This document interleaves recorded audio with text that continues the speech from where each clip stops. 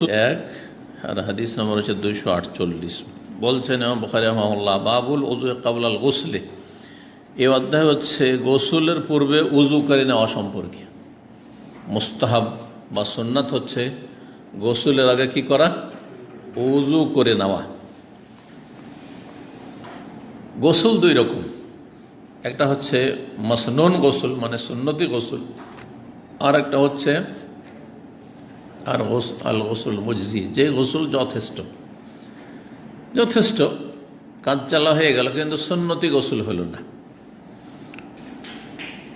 সুন্নতি গোসল সেটা ফরজ গোসলের ক্ষেত্রে হোক বা এমনি নফল গোসলের ক্ষেত্রে হোক, সুন্নত গোসলের জুমার দিনের গোসল সুন্নত গোসল, অথবা দৈনিক যে গোসল আমরা করছি, আমাদের বাঙালি সমাজের একটা বৈশিষ্ট্য ভালো, ডেলি গোসল করবেই। অন্য জাতির মধ্যে সাধারণত এটা পাওয়া যায় না, ও সপ্তাহে একবারই করে, এই জন্য গন্ধ বেশি ওদের গায়ে। তো গোসল যেটা যথেষ্ট গোসল সেটা হচ্ছে গোটা শরীরে পানি বহিয়ে দেওয়া, মাথা থেকে পা পর্যন্ত পানি যদি প্রবাহিত করে দেন, পানি ঢেলে দেন, পানিতে ডুব দিয়ে দেন, পুকুরে দিলেন ঝাঁপ, নদীতে দিলেন ঝাঁপ, ডুব দিলেন, উঠে গেলেন, গোসল হবে না? হবে না? গোসল হয়ে যাবে। এটা হচ্ছে যথেষ্ট গোসল হয়ে গেল, সুন্নতি গোসল হলো না। সুন্নতি গোসল হচ্ছে গোসলের পূর্বে কি করা? ওযু করে নেওয়া।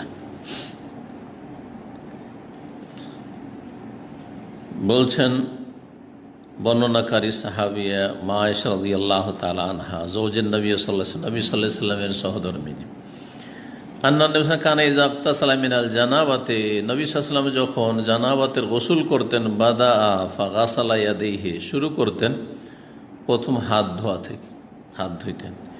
সুম্মা তাওয়াদ্দা কামা ইয়াতাওয়াদ্দাউ লিস-সালাতি, তারপরে সালাতের মতো উযু করতেন, সালাতের মতো উযু করতেন।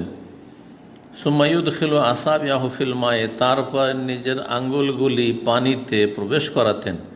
ফায়ুখাল্লিলু বিহা উসুল আশ-শার, তারপরে তা দিয়ে নিজের যে মাথায় চুল, নবী সাল্লাল্লাহু আলাইহি ওয়াসাল্লামের চুল বড় চুল ছিল, চুলের শেকড়গুলিতে খালাল করতেন।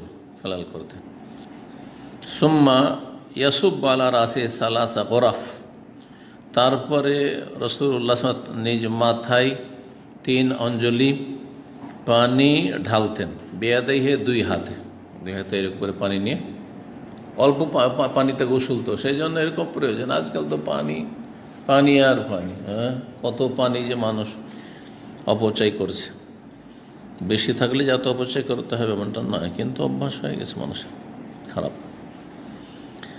সুম্মা ইউফিদুল মালা জিলদিহি কুল্লি, তারপরে পানি পুরো শরীরে চামড়ায় বহিয়ে দিতেন,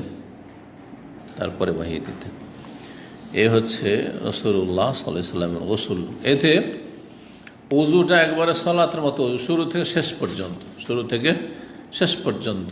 আর আরেকটি তরিকা হচ্ছে যে উযুর সবগুলি কাজ করে নিলেন, একমাত্র পা ধোয়া ছাড়া, এটাও করতে পারেন।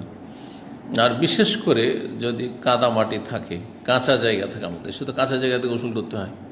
এখন যদিও পাকা হয়ে গেছে প্রায় লোকের, কিন্তু নলকূপের কাছে পানি, গোসল করলে পানি জমে যাবে, তা আবার পা ধুইতে হবে। তো এইরকম ক্ষেত্রগুলিতে আপনার বা এমনিতেও দ্বিতীয় তরিকা, যে কোনো জায়গায় আপনি পাকা এতেও করেন, সব কিছু করে নিলেন, পাটা শেষখানে ধুয়ে উঠে গেলেন। 249 নম্বর হাদিস, মাইমুনা রাদিয়াল্লাহু তাআলা আনহা থেকে বর্ণিত, যৌজেন নবী সাল্লাল্লাহু আলাইহি ওয়াসাল্লামের সহধর্মিণী, কালা, তিনি বলেন, তাওয়াদ্দা রাসূলুল্লাহ সাল্লাল্লাহু আলাইহি ওযুআহু লিস-সালাতি গায়রা রিজলাইহি, রাসূলুল্লাহ ওযু করলেন সালাতের মতো ওযু, শুধু 2 পা ছাড়া। এই যে হাদিস আছে, 2 পা ছাড়া। ওয়া গাসালা ফারজাহু, আর লজ্জা স্থান ধৌত করলেন। ওমা আসাবাহু মিনাল আযা, আর যা কিছু ময়লা আবর্জনা তাতে লেগেছে তা ধুইলেন। সুম্মা আফাযা আলাইহিল মা, তারপরে পানি বহিয়ে দিলেন শরীরে। সুম্মা নাহা রিজলাইহি, তারপরে 2 পা সরিয়ে দিলেন, মানে অন্য জায়গায় যেখানে গোসল করে সেখান থেকে সরে গেলেন। ফাগাসালাহমা, তারপরে দুই পা ধৌত করলেন। হাযিহি গুসলুহু মিনাল জানাবাত, এই ছিল নবী সাল্লাল্লাহু আলাইহি সাল্লামের জানাবাতের গোসল। এখানে যেটা জানতে পারলাম সেটা হচ্ছে যে ওযুর সবগুলি কাজ করলেন, পা ধুইলেন না, পা শেষখানে, গোসলের শেষে। 2 নম্বর, বাহ্যিক এই হাদিস থেকে মনে হচ্ছে যে উজু করলেন রাসূলুল্লাহ সাল্লাল্লাহু আলাইহি ওয়াসাল্লাম, আর তারপরে ওয়া দিয়ে এসছে লজ্জাস্থান ধৌত করলেন। তো